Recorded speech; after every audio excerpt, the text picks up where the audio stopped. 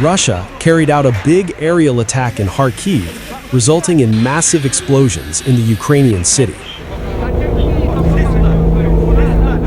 Russia's Novosti cited Obshestvenoy television channel, which claimed explosions were heard in the city. On Sunday, Russian attack drones had struck a maternity hospital in southern Ukraine's Zaporizhzhia, injuring 3 women.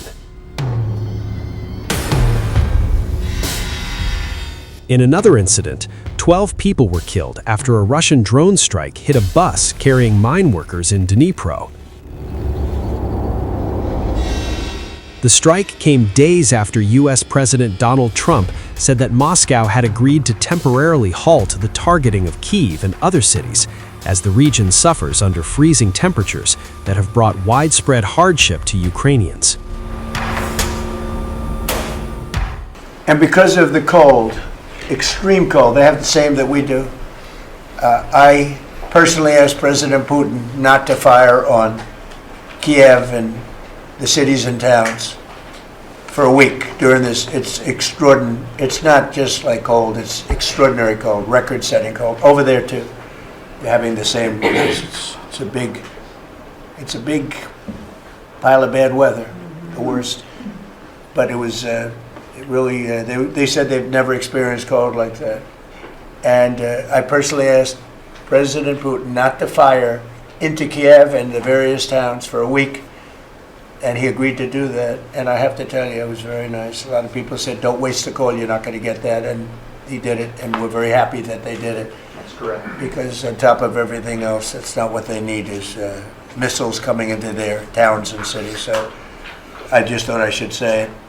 I thought it was a very good thing, and Ukraine was, almost they didn't believe it, but they were very happy about it, because they are struggling badly. Indeed.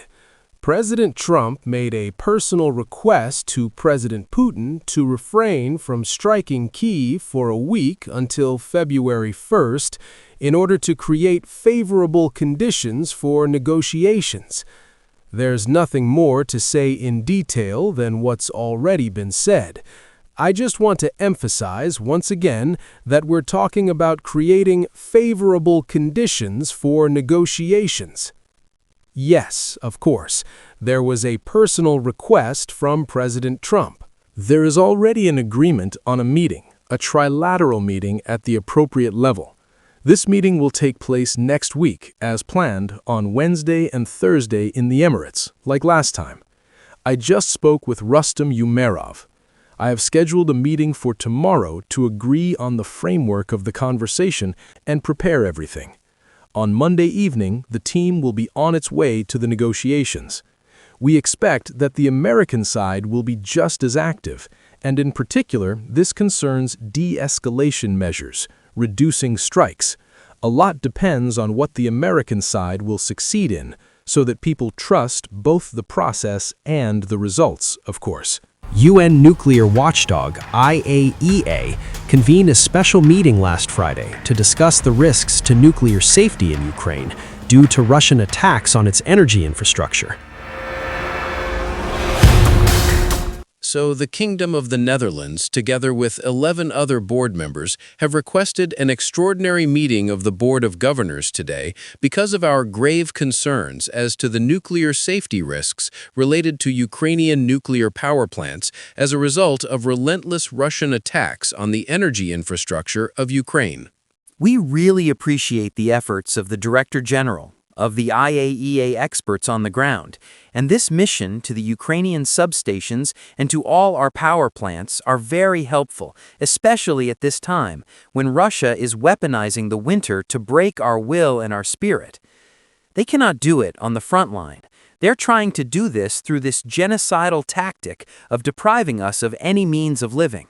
Russia has hammered Ukraine's power grid, especially in winter, throughout the nearly 4-year war. The strikes aim to weaken Ukrainians' will to resist in a strategy that Kyiv officials call weaponizing winter. Russian forces are pressing forward in Ukraine with relentless momentum, having captured the village of Staritsa in the Kharkiv region earlier this week.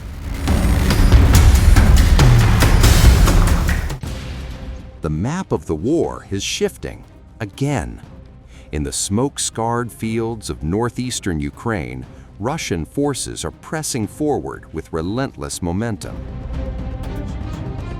The village of Staritsa in the Kharkiv region has fallen. According to Russia's Ministry of Defense, units of the North Group of Forces completed what they call a decisive operation, liberating Staritsa after intense combat. Another settlement brought under Moscow's control, another line erased. But this is not just about one village. Russian strike groups are now hammering Ukrainian brigades across Kharkiv and deep into Sumy, opening pressure on multiple fronts. In a single day, Ukrainian losses mount.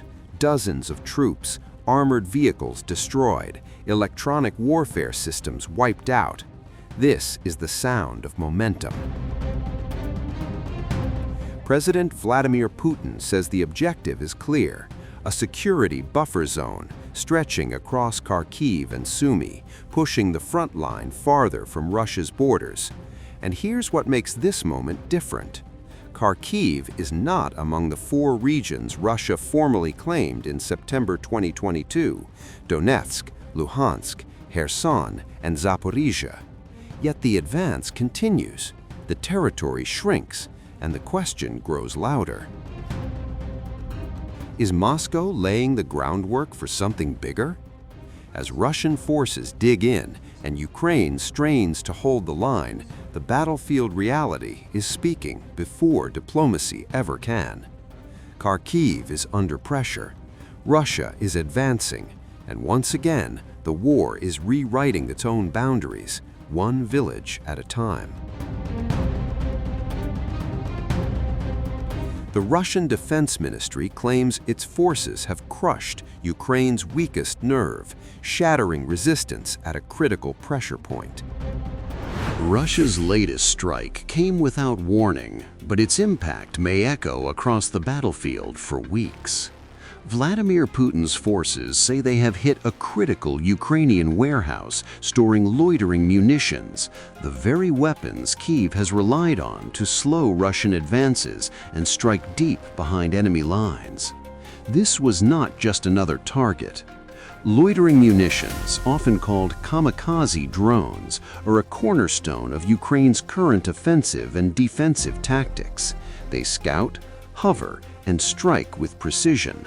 Destroying their storage and launch infrastructure could blunt Ukraine's ability to respond quickly on multiple fronts.